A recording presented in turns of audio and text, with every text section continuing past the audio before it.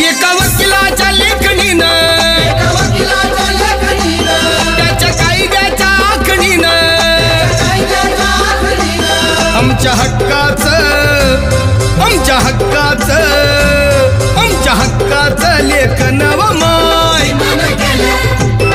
मग कुणी नाही केलं भलं व माय अग दिल्लीचं दालन फुलं व माय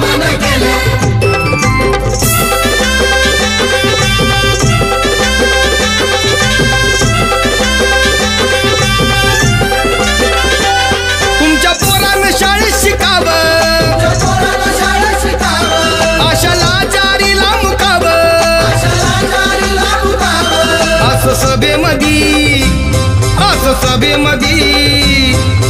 सभेमध्ये भाषण व माय